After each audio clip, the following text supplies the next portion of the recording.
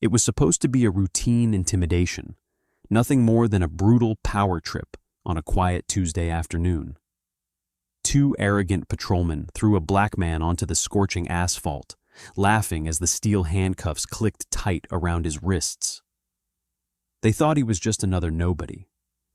They thought they owned these streets. They had no idea the man bleeding against their hood was a seasoned federal agent wearing a wire. And in exactly 6 hours, 17 badges would be stripped, and their city would burn through $10 million trying to cover up the ashes. The late August heat in the industrial district of Camden, New Jersey, was relentless. It baked the cracked concrete until the air above it shimmered like liquid glass. It was the kind of heat that made tempers run short, the kind of oppressive weather where bad decisions were made in the blink of an eye.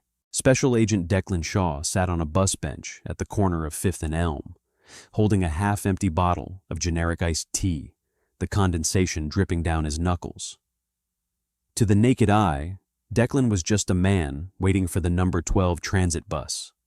He wore faded denim jeans, a plain, slightly oversized gray t-shirt, and a pair of worn-out work boots.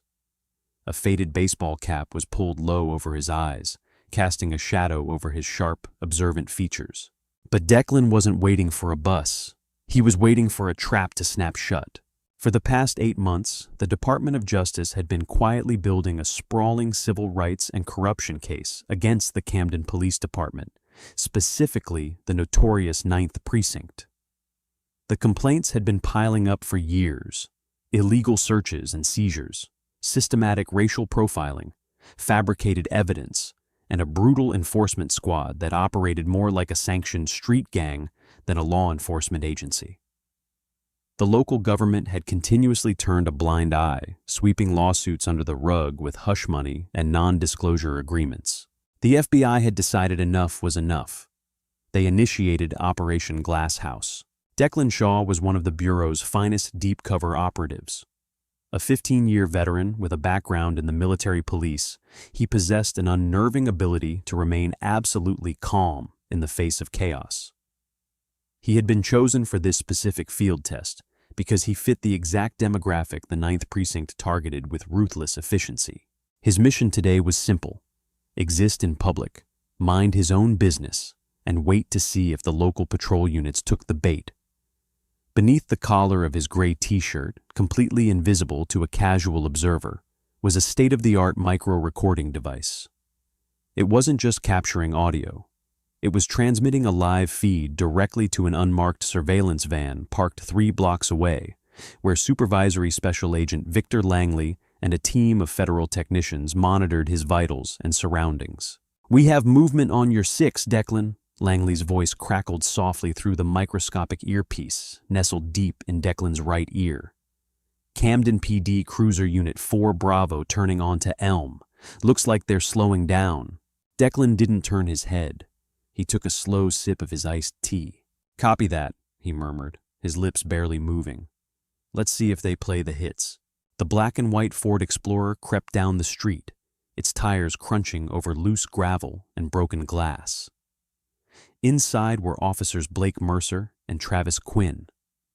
Mercer, the driver, was a 5-year veteran known to internal affairs, but somehow always cleared of wrongdoing. Quinn, his partner, had a reputation for an explosive temper and a profound sense of untouchable arrogance. Declan watched their reflection in the dirty window of the adult bookstore across the street. The cruiser rolled past him, paused, and then the brake lights flared a blinding red. The vehicle aggressively reversed, the engine whining before jerking to a halt right at the curb, just inches from Declan's boots. The heavy, suffocating silence of the street was shattered by the crackle of the police radio, echoing from the open windows of the cruiser. Declan kept his eyes fixed forward, his posture relaxed, his heart rate steady. He had been in cartel safe houses and high-stakes hostage negotiations. 2 bigoted beat cops weren't going to make him flinch. The heavy doors of the cruiser swung open. Boots hit the pavement. The game was on. "Hey, you on the bench." The voice belonged to Officer Quinn. It was sharp, authoritative, and laced with the kind of immediate hostility that demanded submission. Declan turned his head slowly, raising an eyebrow in feigned confusion. "Me?" he asked, his tone perfectly even, polite but not subservient. "Yeah, you. Stand up. Hands out of your pockets," Mercer barked, rounding the front of the vehicle. He rested his right hand casually on the butt of his service weapon, a classic intimidation tactic designed to escalate the tension instantly. Declan stood up slowly, ensuring his movements were telegraphed and non-threatening. He left the bottle of iced tea on the wooden slats of the bench. "Is there a problem, officers?" "We're asking the questions," Quinn snapped, stepping onto the curb and closing the distance. He looked Declan up and down, a sneer twisting his features. "What are you doing out here?" "Waiting for the bus," Declan replied calmly. "Bus doesn't run for another 20 minutes, Mercer countered, stepping up to flank Declan on his left. "You look a little lost, or maybe you're looking for something else. You got ID on you?" Legally in this state, an officer needed reasonable, articulable suspicion that a crime was being committed to demand identification. Waiting for a bus in broad daylight did not meet that standard. Declan knew the law backward and forward, but asserting his rights was exactly what these officers hated the most. "I don't think I've done anything wrong, officers," Declan said, his voice smooth and steady. "I'm just sitting here. Am I suspected of committing a crime?" The air seemed to freeze. The question, a standard assertion of constitutional rights, was treated like an act of severe aggression. Quinn's face flushed red, the veins in his neck bulging slightly. He wasn't used to defiance. He was used to fear. "Oh, we got a constitutional scholar here," Quinn mocked, taking another aggressive step forward, violating Declan's personal space. "I said give me your ID now, or we're going to have a major problem. Under the Fourth Amendment, unless you have reasonable suspicion." Declan didn't get to finish his sentence. Without warning, Quinn lunged forward, grabbing the front of Declan's t-shirt in his massive fists. With a violent jerk, he spun Declan around and slammed him face first into the scorching metal hood of the police cruiser. The impact was brutal, knocking the breath out of Declan's lungs. The metal burned against his cheek, the intense summer sun having essentially turned the vehicle into a frying pan. "Stop resisting! Quit resisting!" Mercer started screaming, despite Declan not moving a single muscle in opposition. It was the standard theater, the verbal cover story performed for any imaginary witnesses or body cameras, though both officers had conveniently forgotten to activate theirs. "I am not resisting," Declan stated, his voice muffled against the hood, yet somehow still perfectly composed. "I am completely compliant." "Shut your mouth!" Quinn roared. He grabbed Declan's left arm, wrenching it up behind his back with enough force to strain the rotator cuff. A second later, the cold, heavy steel of a handcuff ratcheted tightly around Declan's wrist, biting into his skin. Mercer grabbed the right arm, yanked it back, and secured the second cuff. Declan felt a sharp knee drive into the back of his thigh. "Widen your stance," Mercer ordered, kicking Declan's ankles apart. They began to forcefully pat him down. Quinn's hands roughly searched Declan's pockets.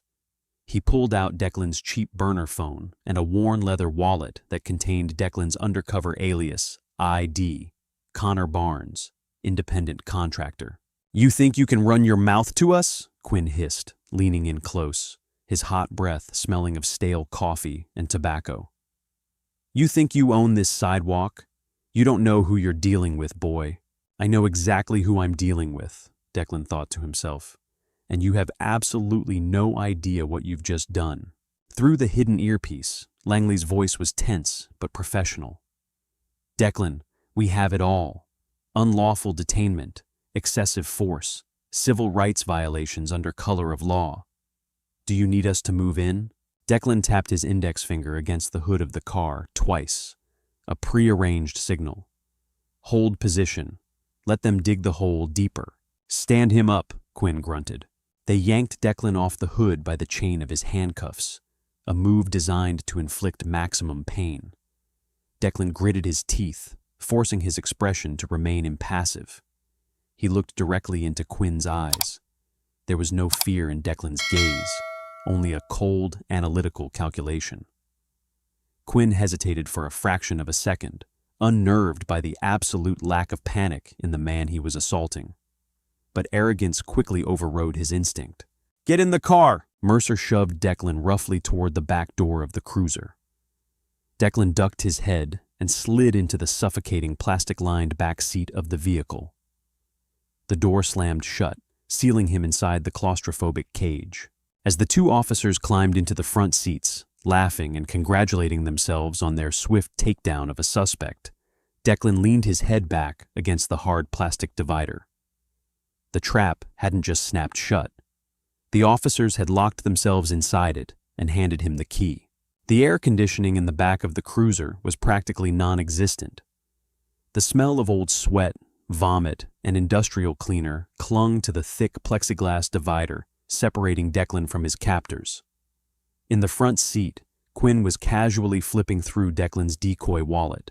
"Connor Barnes," Quinn read aloud, tossing the fake driver's license onto the dashboard. "No outstanding warrants, clean record. Looks like we just caught ourselves a smart aleck who needed an attitude adjustment. What are we booking him on? Disorderly conduct, resisting arrest, failure to comply with a lawful order." Mercer rattled off the charges with practiced ease. It was the unholy trinity of fabricated offenses used by corrupt cops to justify illegal arrests. By the time he makes bail tomorrow morning, he'll have learned to keep his mouth shut when a badge asks him a question. Declan sat perfectly still, letting his silence fill the back of the car. In his experience, corrupt officers hated silence. It deprived them of the power dynamic they craved. They wanted begging. They wanted anger. They wanted anything they could use to justify their violence. "You got nothing to say now, counselor?" Quinn sneered, looking at Declan through the rearview mirror. "Lost your voice? You were full of the Constitution 5 minutes ago." Declan met Quinn's eyes in the mirror. "I'm just looking forward to making my phone call, officer." Quinn let out a short, bark-like laugh. "You'll get your call when we say you get your call. You're on our time now." The cruiser pulled into the heavily fortified back lot of the Camden Ninth Precinct. The building was a brutalist block of concrete surrounded by razor wire and decaying brick walls. It was a place where civil rights went to die, a black hole of accountability. They dragged Declan out of the car, practically carrying him by the handcuffs up the concrete steps and through the heavy steel doors into the intake area. The precinct was a chaotic symphony of ringing phones, shouting officers, and the metallic clanging of cell doors. At the raised booking desk sat Sergeant Wallace Griggs. Griggs was a 20-year veteran, a man who had built a career on looking the other way. He was the gatekeeper of the Ninth Precinct's dirty secrets. "What do we got?" Griggs asked, barely looking up from his paperwork, adjusting his glasses. "Found him loitering on 5th. Refused to ID, got combative, resisted arrest," Quinn lied effortlessly, slapping Declan's decoy wallet onto the high desk. "Usual garbage," Griggs sighed, finally looking down at Declan. "Name." Declan stared at the sergeant. "I have already been illegally searched. My identification is on the desk. I am formally requesting a supervisor, and I am invoking my right to remain silent until I am permitted a phone call." Griggs paused. He narrowed his eyes. The script was off. Usually the people Quinn dragged in were screaming obscenities or crying. This man was standing straight, speaking with the clinical precision of a lawyer. "You're looking at a supervisor, buddy," Griggs said, his tone dripping with condescension. "And right now, you are a John Doe in my jail until I decide to process you. Empty his pockets and put him in holding cell 3. Let him cool off." Mercer and Quinn shoved Declan into a small, windowless concrete room that smelled sharply of urine and bleach. The heavy steel door slammed shut behind him with a deafening crash. The electronic deadbolt clacked into place. Declan was alone. His hands were still cuffed behind his back, a blatant violation of protocol for a holding cell, meant purely as a punitive measure. Through the hidden earpiece, Agent Langley's voice was crisp. "Declan, tracking shows you are inside the precinct. We have the assault and the false booking on tape. The director is authorizing Phase 2. Give the word." Declan maneuvered himself so his back was against the cold concrete wall. He slid down until he was sitting on the metal bench.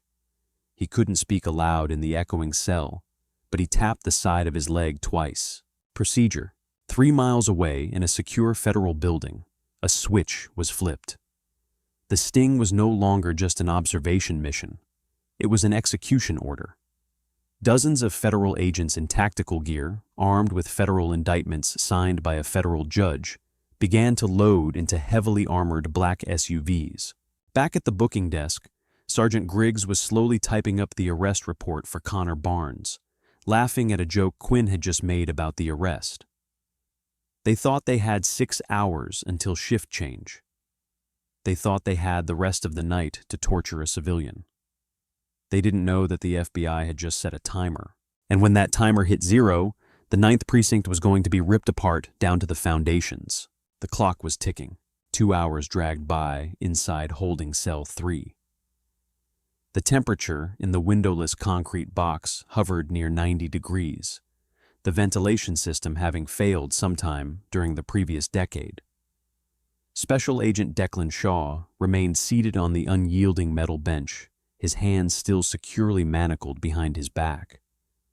The steel cuffs had long since bitten through the top layer of skin on his wrists, sending sharp, stinging pulses of pain up his forearms with every microscopic movement. Yet his breathing remained deep and rhythmic. He was conserving energy, mapping the psychological profile of the precinct through the muted sounds bleeding through the heavy steel door. He could hear the distant, arrogant laughter of Officer Quinn echoing from the bullpen. He could hear the weary, defeated sobs of another prisoner a few cells down. It was the soundtrack of a slaughterhouse run by wolves. Suddenly, the heavy deadbolt outside his cell disengaged with a loud metallic clack. The door swung outward, groaning on rusted hinges. Standing in the threshold wasn't Quinn or Mercer. It was a man in a rumpled, ill-fitting beige suit, his tie loosened around a thick neck.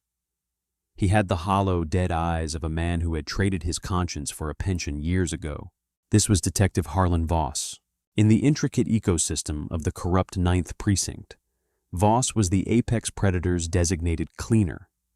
Whenever a patrolman beat a suspect a little too severely, or whenever a search was conducted without a shred of a warrant, Voss was the man who miraculously produced the paperwork, the anonymous tips, and the manufactured confessions to make it all perfectly legal. "Get up, Barnes," Voss ordered, his voice a raspy smoker's growl. Declan didn't move immediately. He locked eyes with the detective, holding the gaze just long enough to establish that he was not intimidated, before slowly rising to his feet, ignoring the searing pain in his shoulders. Voss grabbed Declan by the bicep, his grip unnecessarily tight, and steered him out of the holding area and down a dimly lit narrow corridor. They bypassed the standard interview rooms, the ones equipped with functioning, digitally backed up cameras and microphones. Instead, Voss shoved Declan through an unmarked wooden door at the very end of the hall. It was an old storage closet that had been converted into an interrogation room. A single flickering fluorescent tube buzzed overhead, casting a sickly jaundiced light over a scratched aluminum table and 2 mismatched chairs. There were no cameras here. There were no audio recorders. This was the sweat box, a room where the Constitution held absolutely no jurisdiction. Voss forced Declan down into one of the chairs and took a seat across from him, dropping a manila folder onto the table with a heavy thud. For a long moment, the detective said nothing. He simply stared at Declan, attempting to employ the power of silence. It was a rookie interrogation tactic. Declan could have sat in that silence for 3 days without flinching.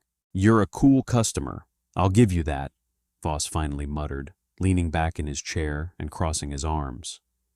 "Quinn tells me you were spouting off about the Fourth Amendment before you decided to take a swing at him." "I never swung at anyone," Declan replied, his voice perfectly level, the microscopic wire still actively transmitting every syllable to the FBI command center. I was assaulted without provocation, illegally detained, and my rights have been systematically violated since the moment your officers stepped out of their vehicle.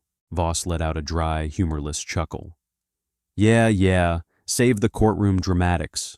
We're not in front of a judge, Barnes. We're in my house, and in my house, I write the narrative. Voss opened the manila folder. Inside was a single pre-typed sheet of paper. He spun it around and slid it across the aluminum table toward Declan. This is a standard confession and waiver of rights, Voss explained, tapping the paper with a thick index finger. It says that you admit to being intoxicated in public, that you initiated physical contact with Officer Quinn, and that you sustained your current injuries when you tripped and fell against the police cruiser while resisting a lawful arrest.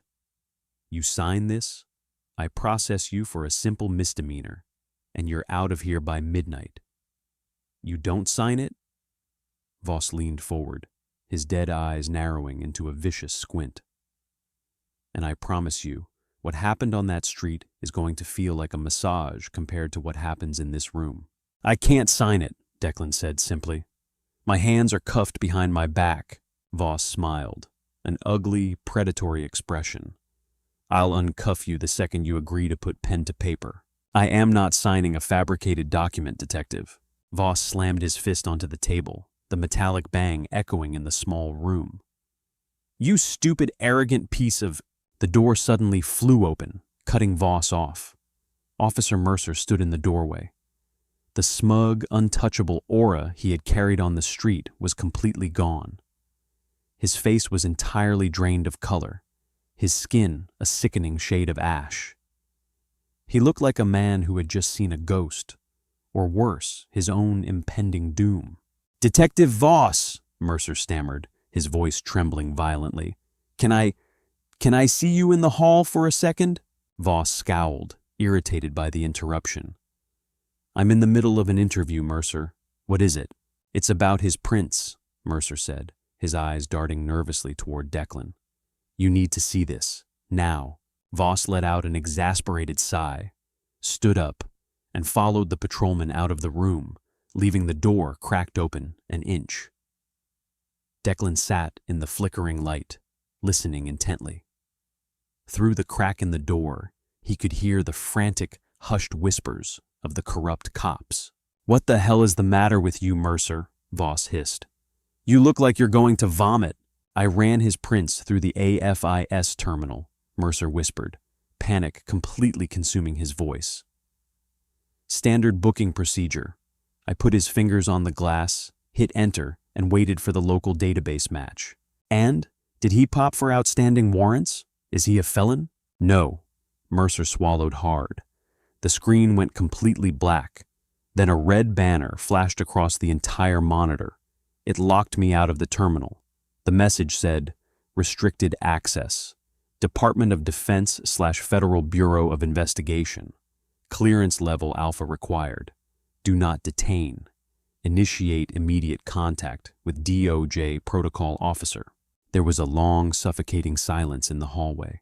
Are you out of your mind? Voss demanded, his voice dropping to a terrified rasp. A federal lock? You're telling me we just snatched up a Fed? I don't know. Mercer was hyperventilating now.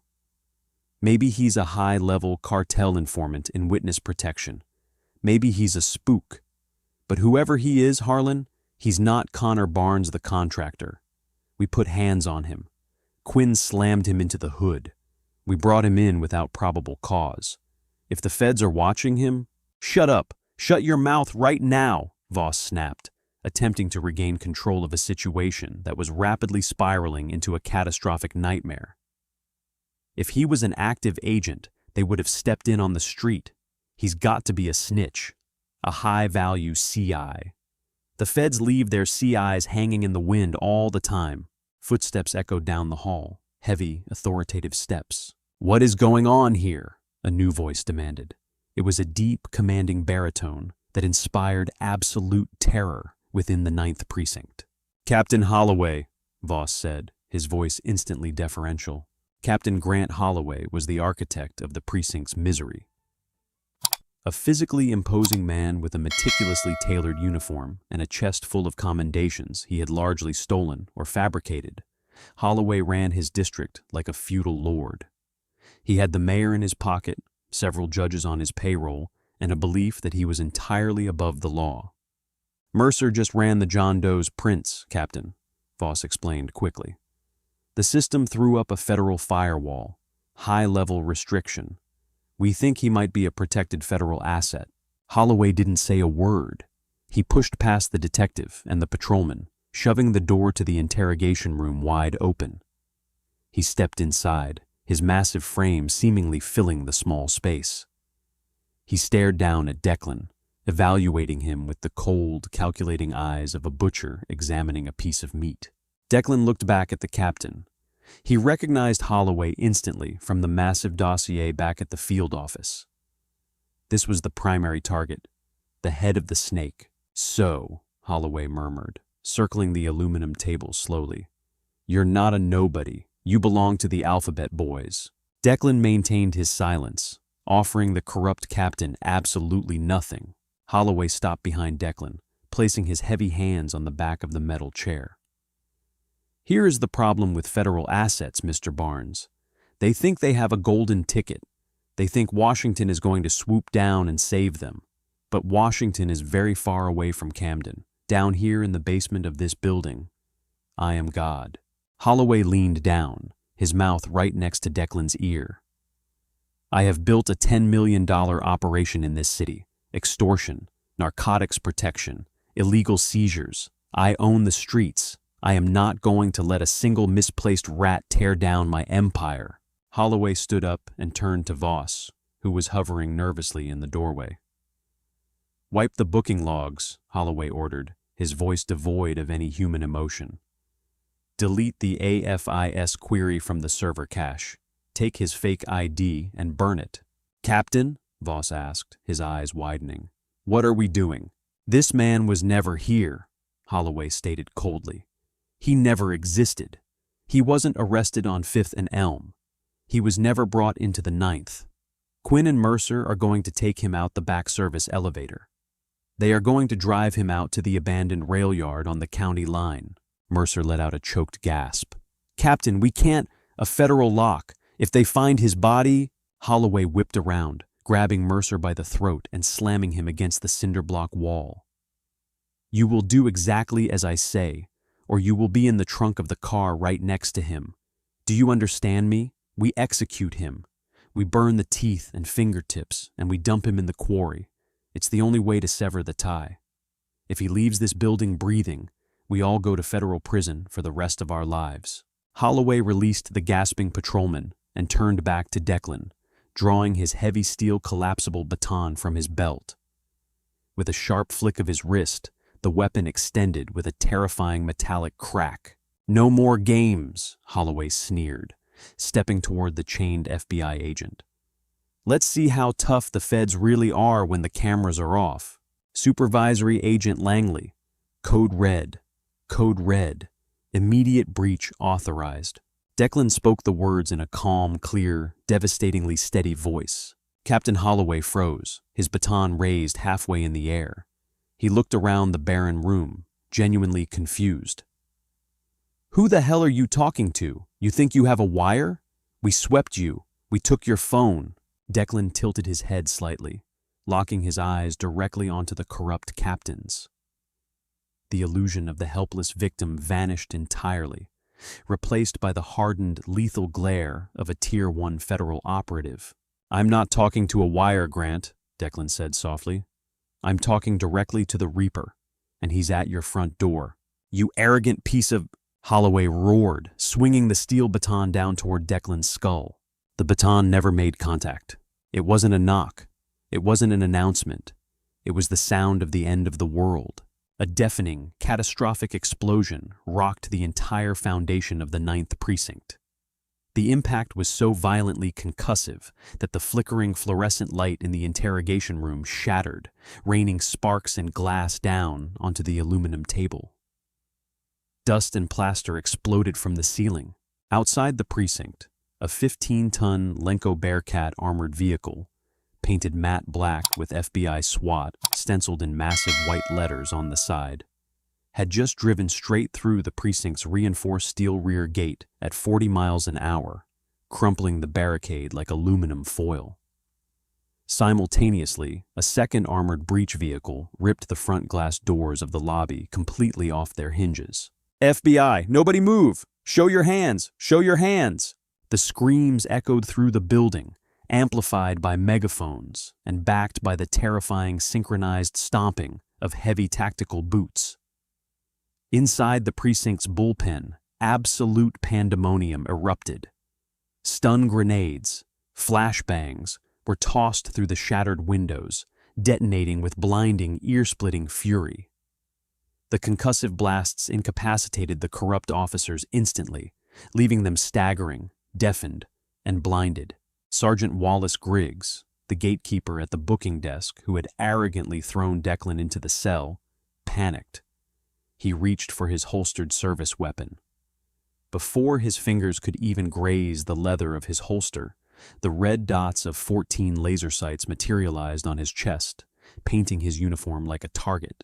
"Touch that weapon and you're dead before you hit the floor, Sergeant," roared a tactical operator, his M4 rifle leveled directly at Griggs's head. Griggs threw his hands into the air, falling to his knees and weeping openly, his tough guy facade shattering into dust. Back in the interrogation room, the world had descended into chaos. Captain Holloway had dropped his baton, the color entirely draining from his face as the unmistakable sounds of a massive federal siege echoed down the hallway. He looked at Declan, then at the door, the realization of his catastrophic mistake finally crashing down upon him. You're an agent," Holloway stammered, his voice nothing but a hollow wheeze. "Special Agent Declan Shaw, Federal Bureau of Investigation," Declan replied calmly, still sitting perfectly still in the dark. "And you, Captain, are under arrest for conspiracy, civil rights violations, attempted murder, and racketeering." Officer Mercer turned to run. He made it exactly 2 steps out the door of the interrogation room before he collided with a wall of black Kevlar. 2 massive FBI SWAT operators drove their riot shields directly into Mercer, launching him backward. He hit the cinderblock wall with a sickening crunch and crumpled to the linoleum floor, instantly restrained and zip-tied. Detective Voss threw his hands up, falling to his stomach on the floor, screaming, "I surrender! I surrender! I didn't touch him! It was Holloway! It was Holloway!" Captain Holloway, cornered and desperate, took a step backward, his eyes darting wildly for an exit that didn't exist. A tall man wearing a navy blue FBI windbreaker stepped through the doorway, flanking the heavily armed SWAT operators. He possessed an aura of absolute, unshakable authority. This was Supervisory Special Agent Victor Langley. Langley ignored the whimpering officers on the floor. He walked directly to the aluminum table and looked down at Holloway. "Captain Grant Holloway," Langley said, his voice cold as liquid nitrogen. "You are relieved of your command." 2 operators flanked Holloway, grabbing his arms and violently forcing him to his knees. They ripped his service weapon from his belt and slammed heavy steel federal handcuffs over his wrists, locking them with a finality that echoed in the small room. Langley pulled a small silver key from his pocket. He walked behind Declan and inserted it into the cuffs that had been grinding into Declan's flesh for the past 3 hours. With a click, the pressure vanished. Declan stood up slowly, rolling his shoulders and rubbing the raw, bleeding skin of his wrists. He looked down at Holloway, who was now kneeling on the floor, surrounded by the ruins of his corrupt empire. "You think this means anything?" Holloway spat, blood trickling from his lip where he had bitten it in terror. "I know the mayor. I know the district attorney. You can't hold me." Agent Langley chuckled softly. He pulled a thick folded document from his jacket pocket and dropped it onto the floor right in front of Holloway's knees. "That is a 72-page federal indictment," Langley stated, "signed by a federal grand jury an hour ago. We didn't just wire up Agent Shaw. We wired your office. We wired your patrol cars. We seized offshore bank accounts 30 minutes ago. Mayor Richard Vaughn is currently being placed in handcuffs by another tactical team at his country club for accepting your bribe money. Holloway stared at the document, his bravado finally breaking. The reality of his absolute destruction was setting in. We didn't just come for you, Grant, Declan added, walking past the kneeling captain. We came for the entire precinct. Every single officer who looked the other way. Every patrolman who falsified a report. Every detective who covered up a beating. Declan stopped at the doorway and looked back at the terrified, pathetic men who had thought they were untouchable gods just a few hours prior. 17 badges, Declan said quietly. 17 federal warrants. Your reign is over. As Declan walked out of the interrogation room and down the hallway, the scene was one of total capitulation. The untouchable officers of the Ninth Precinct were lined up against the walls, stripped of their weapons, their badges ripped from their chests, and their hands zip-tied behind their backs. Officer Quinn, the man who had slammed Declan onto the hood of the cruiser, was sobbing uncontrollably as an FBI agent read him his Miranda rights. Operation Glasshouse was a complete and total success. In exactly 6 hours, a rogue police force had kidnapped a federal agent, threatened his life, and in doing so, handed the Department of Justice the exact ammunition they needed to burn their corrupt syndicate to the ground. It was a day the city would never forget, and as Declan walked out of the shattered front doors of the precinct and into the fading evening light, he knew the real work, the trials, the testimonies, the dismantling of the rotten foundation, was only just beginning. But for tonight, the wolves had been caged, and the streets belonged to the law once again. The morning after Operation Glasshouse, the sun rose over Camden to illuminate a drastically altered landscape of power. Inside the sterile, heavily fortified basement of the federal courthouse, the atmosphere was a chilling departure from the chaotic, blood-stained bravado of the Ninth Precinct. Here there were no rusty metal benches or flickering fluorescent lights. Everything was immaculate white tile, polished steel, and absolute crushing silence. 17 men who had worn the badge like a crown of absolute impunity the day before were now stripped of their armor.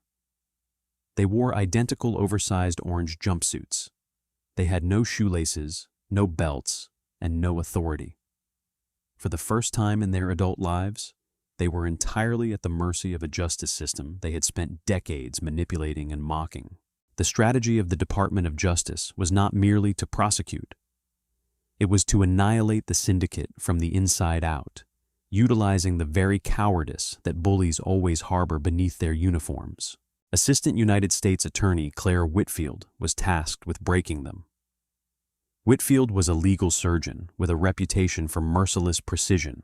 She didn't yell, she didn't threaten, and she never bluffed.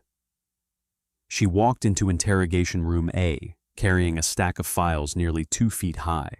Sitting across from her, trembling so violently his handcuffs rattled against the table, was Officer Blake Mercer. "Good morning, Mr. Mercer," Whitfield said, her voice perfectly even as she laid the first file on the table. She purposefully omitted his title.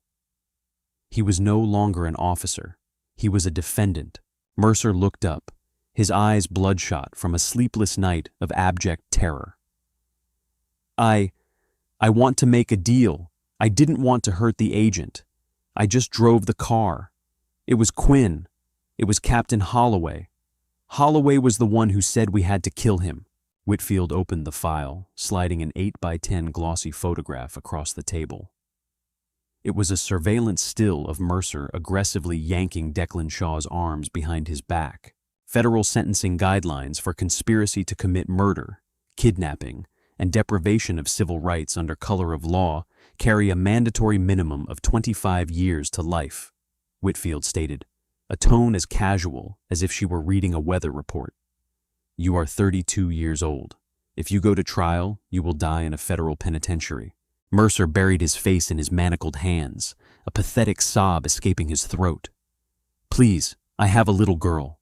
"Your allegiance to Grant Holloway ended the moment the FBI breached your building," Whitfield continued, leaning forward slightly. In the next room, Detective Voss is currently looking at the exact same paperwork. Whoever signs a proper agreement first gets 5 to 10 years in a low-security facility. The second man to sign gets 20. The third gets life. I only need one cooperating witness, Mr. Mercer. Who is it going to be? It took Mercer less than 40 seconds to pick up the pen and sign his life away, offering up every dirty secret, every buried body, and every stolen dollar the Ninth Precinct had ever touched. While the dominoes were falling in the federal holding cells, absolute panic was consuming Camden City Hall.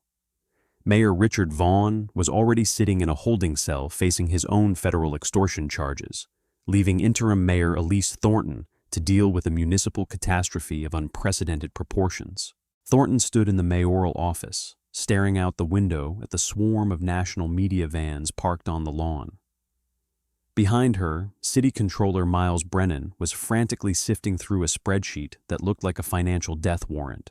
"How bad is it, Miles?" Thornton asked, not turning around. Brennan rubbed his temples, his face pale. "It's a financial extinction event, Elise.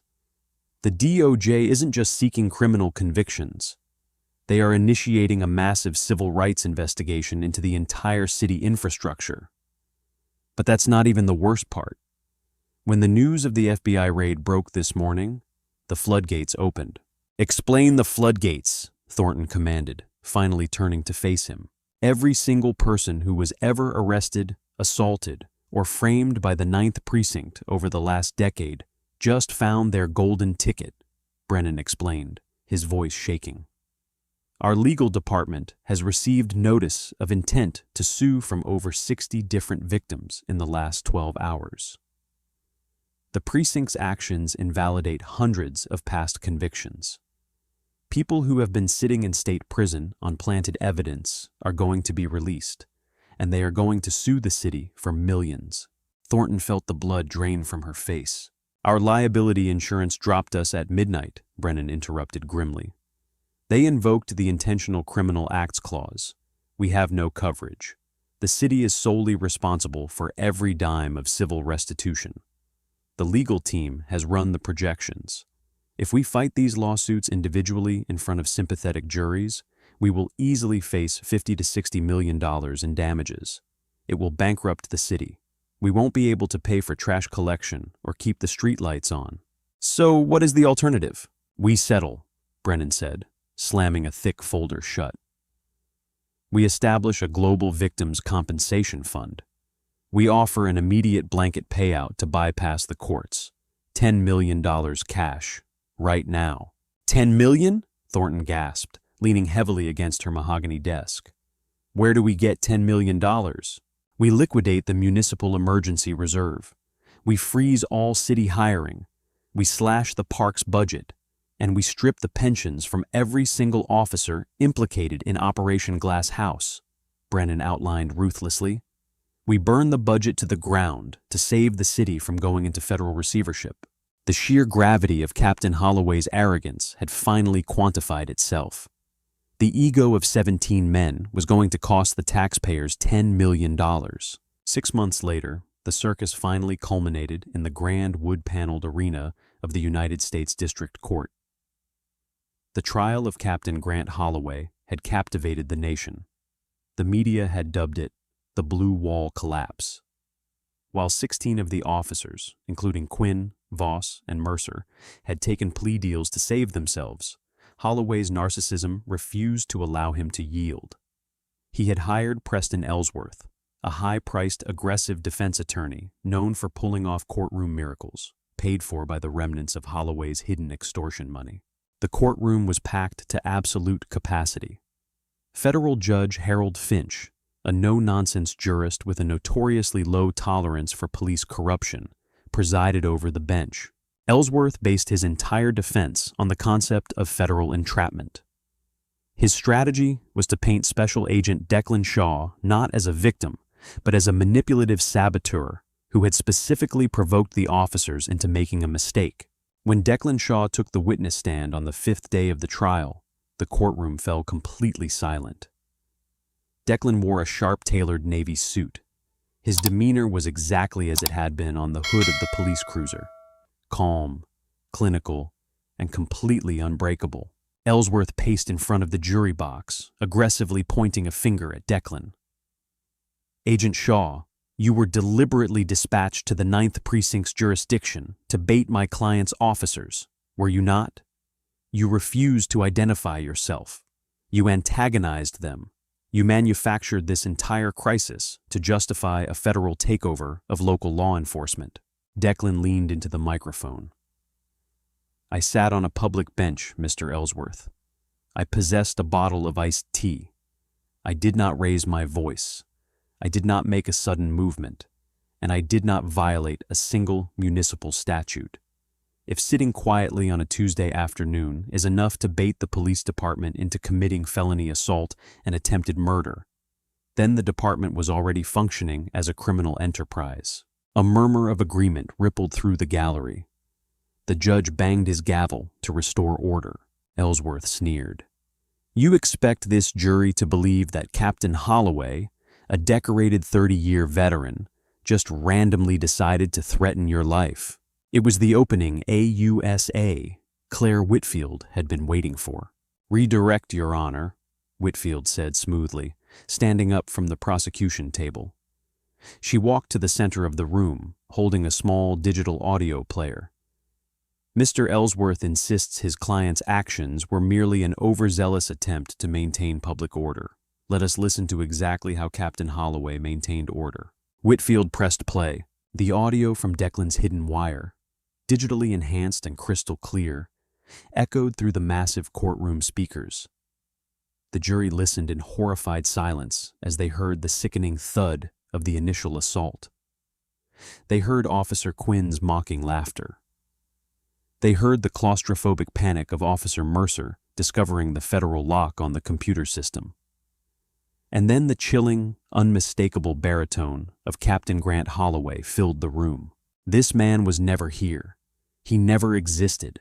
We execute him. We burn the teeth and fingertips, and we dump him in the quarry. If he leaves this building breathing, we all go to federal prison." The recording clicked off. The silence that followed was absolute and suffocating. In the defense chair, Captain Holloway stared straight ahead, his jaw clenched, his face a mask of ruined pride. He didn't look at the jury. He knew what was in their eyes. He saw the same disgust that the entire country felt. It took the federal jury exactly 1 hour and 14 minutes to return a verdict. On the count of conspiracy to commit murder, we find the defendant, Grant Holloway, guilty. On the count of deprivation of civil rights under color of law, we find the defendant guilty. On the count of racketeering and extortion, the word guilty echoed 42 times in the courtroom. 2 weeks later, Holloway stood before Judge Finch for sentencing. He wore the same orange jumpsuit his subordinates had worn, his hands shackled to his waist chain. "Grant Holloway," Judge Finch began, his voice dripping with righteous contempt. "You were entrusted with a badge, a gun, and the sacred duty to protect the vulnerable citizens of this city. Instead, you transformed your precinct into a sanctioned cartel. You preyed upon the very people you swore to defend.